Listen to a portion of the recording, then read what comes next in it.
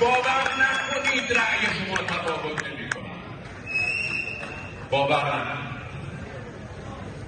من به عنوان کسی که با گوشت و پوست و استخوانم درک کردم چقدر تفاوت دارد چه کسی در پاستور بنشیند، به شما عرض میکنم گول سؤالهای زیبا را نخورید، گول روشن فکر نمایی ها را نخورید. نتیجه روشن فکر نمایی ها فرستادن یک احمدی نژاد دیگر و یا بدتر از او به پاستور. یک احمدی نژاد دیگر، رئیس جمهورهای ایران آیا تفاوتی با یکدیگر داشتند؟ این سخنان جواد ظریف وزیر امور خارجه دولت حسن روحانی یا به قول ما مردم ایران مالکش اعظم بود. محمد جواد ظریف شما رو بیشعور و کم حافظه تصور کرده. بد صحبت میکنم، از واژگان بدی دارم استفاده میکنم. من آینه‌ای هستم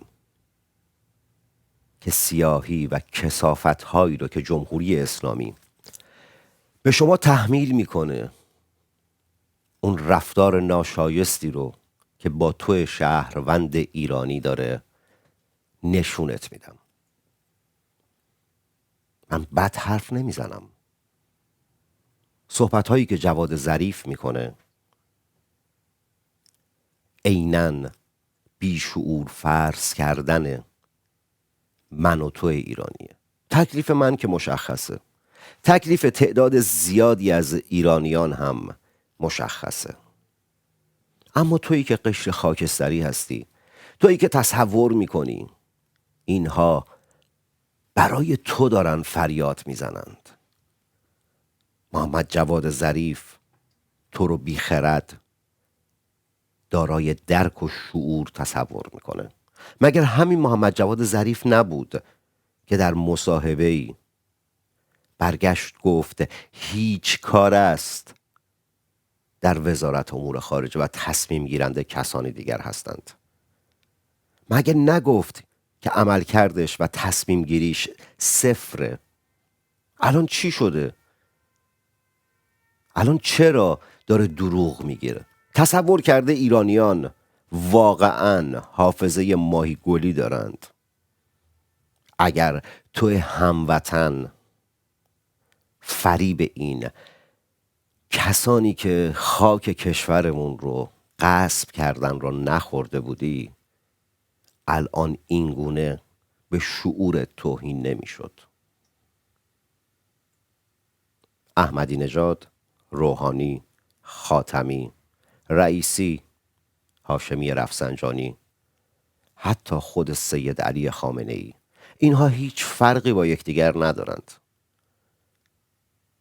جواد ظریف فریاد میزنه که فریب کسانی که بهتون میگن شرکت نکنید رو نخورید. محمد جواد ظریف میگه فریب روشنفکر نماها رو نخورید. ملت، من روشنفکر نیستم، من یکی از خودتون هستم و بهتون میگم شرکت نکنید در این سیرک انتخابات. یه نگاهی بکن، رجوع بکن به فیلم های تبلیغاتی که همینایی که تو پاستور بودن و محمد جواد ظریف میگه که فرق میکنه که کی تو پاستور باشه چه کار کردند. دم هر انتخابات چند نفرشون پیرزن، پیرمرد، افراد ساکن در مناطق محروم رو آوردند که تو رو فریب بدند. از سرنوشت اون پیرمردها، پیرزنها و یا افرادی که در مناطق محروم زندگی می کردند و بازیگر فیلم های تبلیغاتی آقایان شدند خبر دارید؟ آیا اون وعده هایی که بهشون داده بودن عملی شد؟ آیا اون چیزهایی که بهشون گفتند عملی شد؟ در جمهوری اسلامی انتخابات یک سیرکه. رئیس جمهور در جمهوری اسلامی حتی آبدارچی هم نیست. عملاً محمد جواد ظریف تو تخم چشمتون نگاه میکنه و بهتون میگه بیشعور. تصور میکنه شما بیخردید، تصور میکنه که شما حافظه ندارید. از واژه بیشعور برای توی ایرانی که پای صندوقهای رأی میری استفاده نمیکنه، اما رفتارش به گونه است که بیشعور بودن تو رو به رخت بکشه.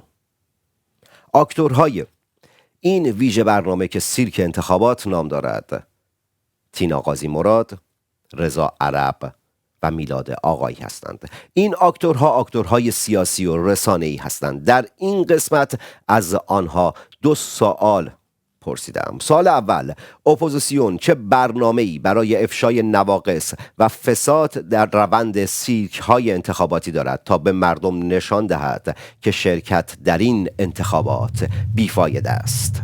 من از زبان اپوزیسیون اینجا نمیخوام صحبت کنم، اما به عنوان یک رسانه میتونم نظر خودم رو بدم و اونم این هستش که به صورت طبیعی خب همه ما انسان‌ها یه حافظه کوتاه مدتی هم داریم و فکر میکنم تمرکز باید روی این باشه که مرتب به اقداماتی که هر کدوم از این افرادی که در سیرک انتخابات شرکت کردن، اقداماتی که برخلاف منافع ملی ایرانی ها انجام دادن به اونا اشاره بشه، به فسادشون اشاره شه و فکر کنم یه اقدام خیلی مؤثر برای خصوصا خودم در جایگاه یک رسانه اینه که ما نشون بدیم که در این 4 دهه از طریق آمار و ارقام و به زبان ساده میشه نشون داد که جمهوری اسلامی فرقی هم نمیکنه که چه طیفی چه فردی درش اومده. شما اگر نگاه کنی به آمارهایی که در اقتصاد وجود داره، به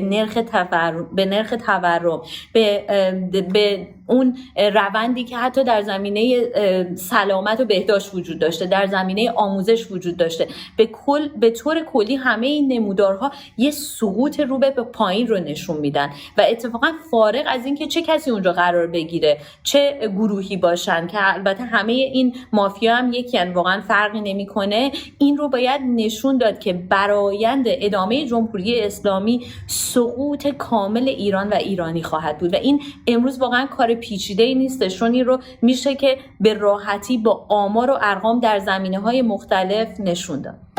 ما از این مرحله افشاگری مدت هاست گذشتیم.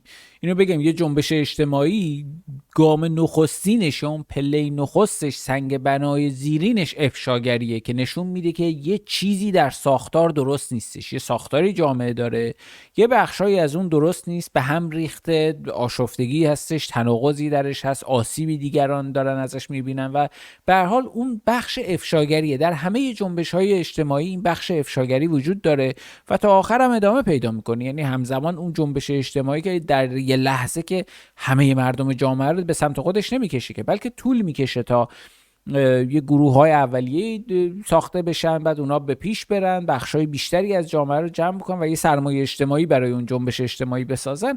اما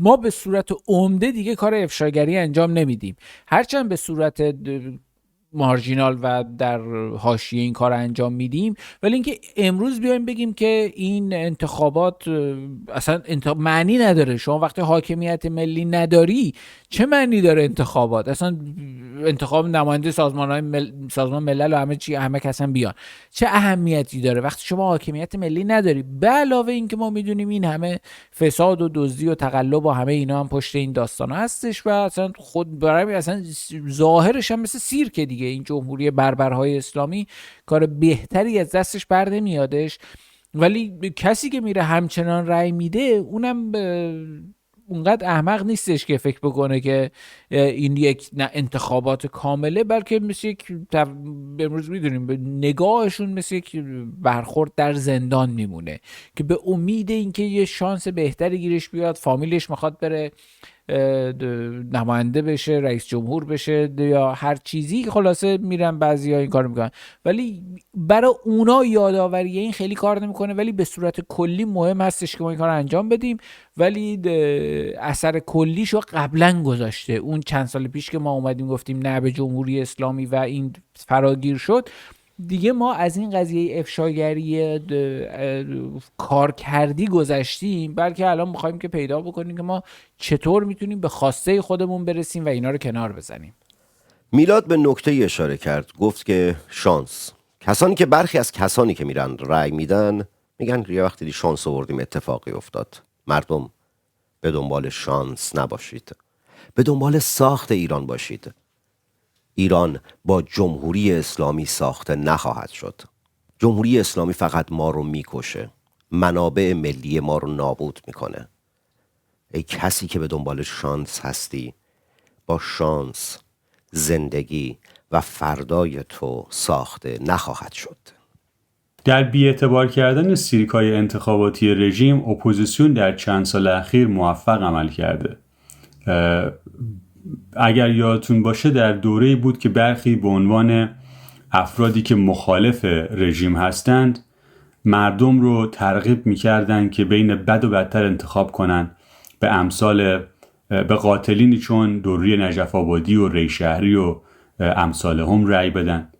هم اپوزیسیون هم مردم به طور کلی انقلابیون از سال 95 به بعد تا حد بسیار زیادی تونستند پرونده بد و بدتر اصلاح طلب اصولگرا رو در انتخابات ها و نمایش های انتخاباتی جمهوری اسلامی ببندند. مجددا در این دوره هم باید تأکید کرد به ساختار جمهوری اسلامی، ساختاری که هیچ چشماندازی برای یک دغدغه ملی، راه حل ملی و اصلاحی نداره. تنها راه حل براندازی این رژیمه.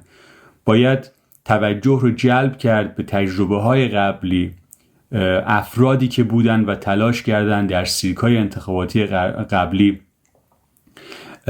جلب نظر بکنن، نظر مردم رو جلب بکنن که با شرکت در انتخابات ممکنه که گشایشی در امور ایجاد بشه و این طیف گسترده بود از سلبریتی‌ها تا فعالین سیاسی. روی این مرور تاریخچه جمهوری اسلامی به نظر من باید تاکید کرد تا نشون بدیم که انتخابات چقدر در جمهوری اسلامی از معنا تهی است و شرکت در این سیرک همدست شدن با قاتلین جوانان ملت ایرانه. کسانی که در این سیرک انتخابات، اومدم بگم سینک انتخابات، عملا مثل سینک ظرفشویی میمونن، کسانی که در این سیرک انتخابات نامزد شدند در 45 سال گذشته پست داشتند، سمت داشتند. این روزها در مناظره هایی که برگزار می کنند افشاگری می کنند. همه اینا فیکه، دروغ میگند. مگر تا 1 ماه پیش 2 ماه پیش خبر از کثافت بودن یکدیگر نداشتند؟ چرا هیچ وقت نیامدن صحبت کنند؟ چرا بهشون اجازه داده نشد؟ چرا الان بهشون اجازه داده شده صحبت کنند؟ چرا 2 ماه پیش هیچ کارشناس یا مسئولی میکروفون پرت نکرد در برنامه زنده تلویزیونی؟ چرا الان میخوان شور و هیجان بدن؟ چراش رو در روزهای قبل، امروز و در روزهای آینده بهتون گفتم، میگم و خواهم گفت. اونها هدفشون فریب شماست. در 45 سال گذشته تک تک اینها مسئول بودند، مسئولیت داشتند که زندگی نسبی آرام و خوبی رو برای تو شهروند ایرانی فراهم بکنن، نکردند. وظیفه داشتند که حقوق شهروندی رو برای تو شهروند ایرانی اجرایی بکنند. به جای حقوق شهروندی به روی تو اسلحه کشیدند، با تیر دوشکا جوانان وطن رو به قتل رسوندند در نیزار ماهشهر. به دختران و پسران مبارز ایرانی تجاوز کردند.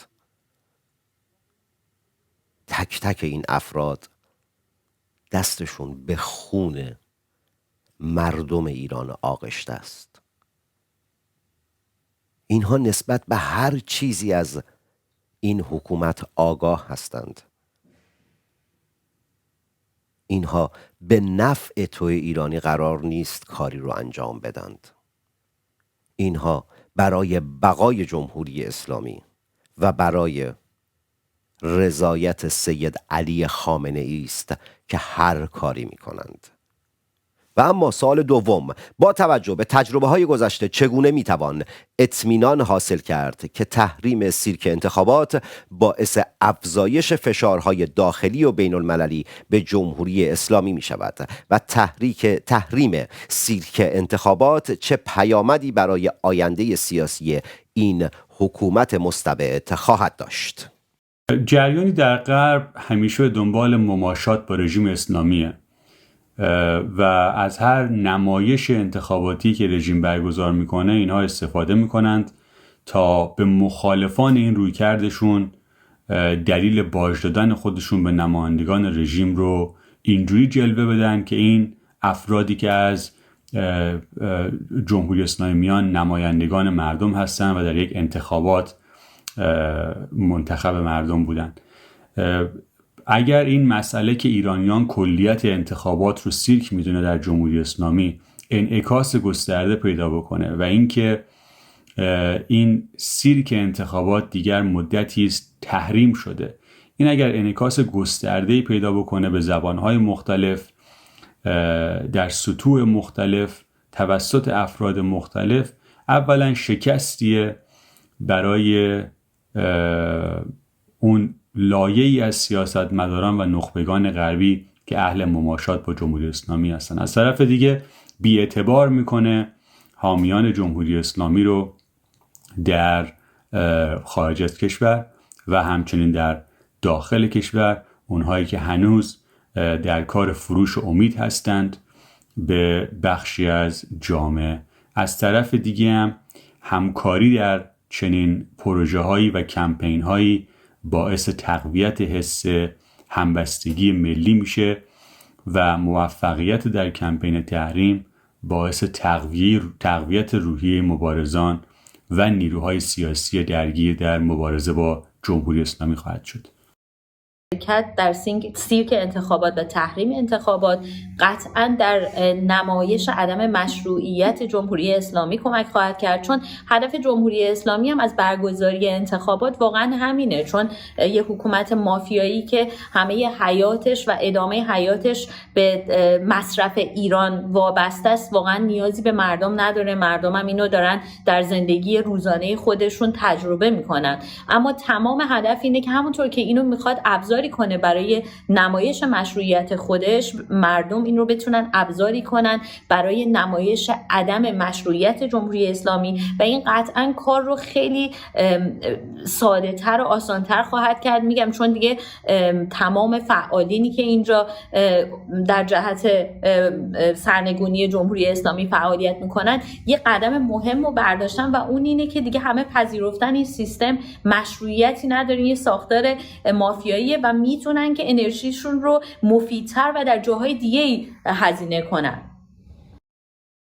هیچ گونه اطمینانی ما نمیتونیم پیدا بکنیم و اصلا قرارم نیست سر اینجور چیزا ما اطمینانی پیدا بکنیم، به خاطر اینکه رویدادهای اجتماعیه و ما که برنامه ریزی دقیق نداریم. مردم هم کارمند جنبش نیستن که مثلا صبح بیان سر کار عملیات جنبش رو انجام بدن و هر کسی طبق بخشنامه و دستور و لیست وظایف کارش بخواد کارش رو انجام بده و اصلا کارکرد سوشال ایونت ها هم اینقدر یک راست نیستش که ما در یک انتخابات شرکت نکنیم بعد مشروعیت اون حکومت فرو بریزه، بعد در زیر فشار بین المللی قرار بگیره، بلکه با کاری که ما انجام میدیم. خب ما سالهاست که در انتخابات شرکت نمی کنیم و انبوهی از مردم ایران شرکت نمی کنن. در قضیه 88 اصلا به اون جریان هم کشیده شد و حالا بین اونایی که شرکت کرده بودن و نکرده بودن و اونایی که کلا شرکت نکرده بودن، اونایی که به یکی رأی داده بودن هم یک کشاکشی پیش اومد. ولی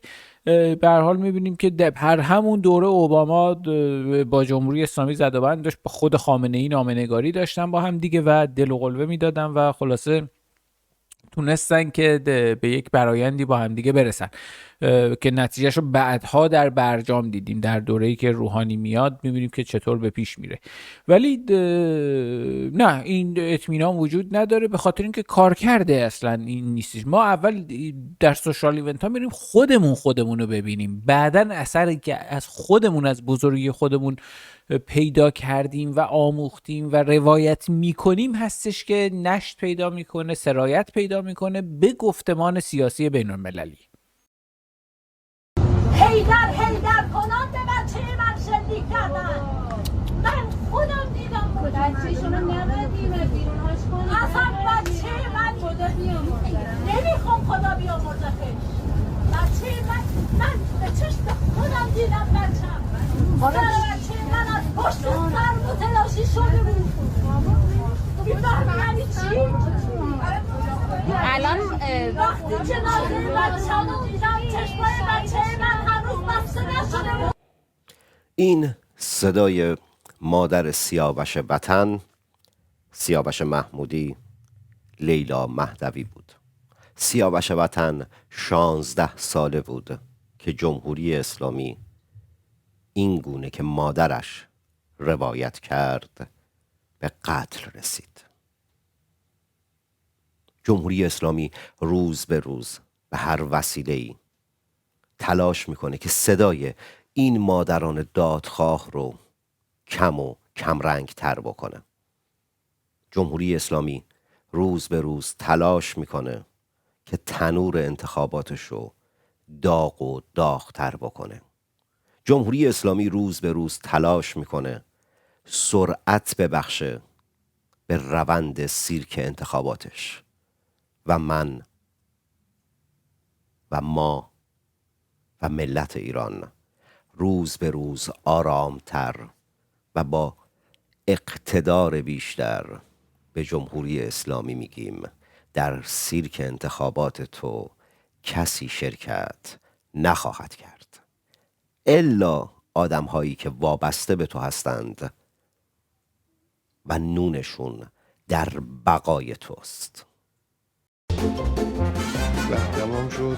فاتحه همه ما رو باید خون گریست. مردم برن سراغ کارشون، هیچ کار به مسائل اجتماعی نداشته باشن و چند نفر پیرمرد مولا بیان دخالت بکنن. سیرک انتخابات رکن اصلی نظام جمهوری اسلامی است. سیرک انتخابات برنامه ای از محمد تنگستانی. این دفعه انشاءالله